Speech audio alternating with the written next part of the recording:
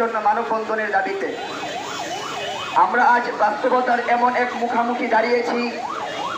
আমরা রাষ্ট্রে দেখতে পাই জায়গায় জায়গায় নিজেদের দলের ক্যাডাররা যখন এদেশের মানুষের কাছ থেকে চাঁদা তুলে জায়গায় জায়গায় মানুষকে হত্যার মাধ্যমে পৃথিবী থেকে বিদায় দেয়, ওই সকল রাজনৈতিক দলের প্রত্যেকটা চাঁদাবাজরা সেই মুক্ত বাতাসে সঠিকভাবে ঘুরে বেড়ায়।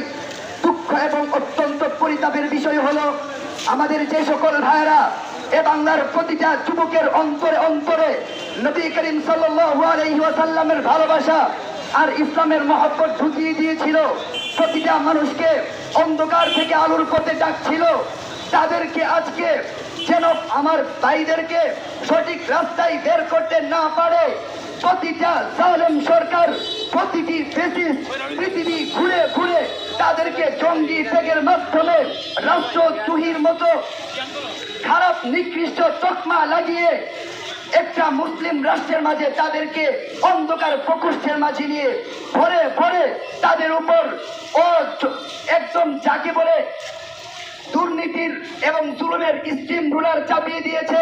এরই শিকার হয়েছে আমাদের ব্রাহ্মণবাড়িয়ার সেই ফারাবি ভাই।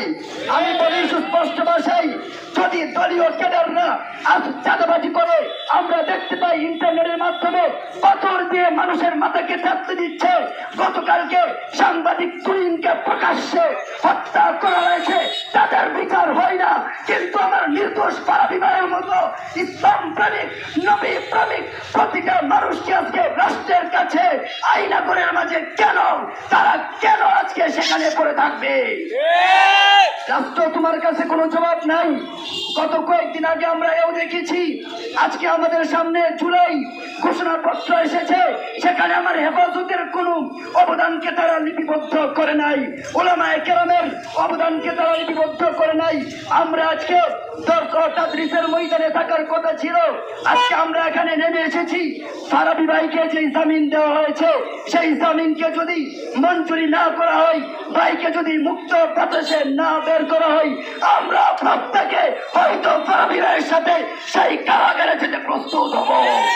কারাগারের তালাগুলোকে আমরা ভেঙে চুরমার করবো ইনশাআল্লাহ।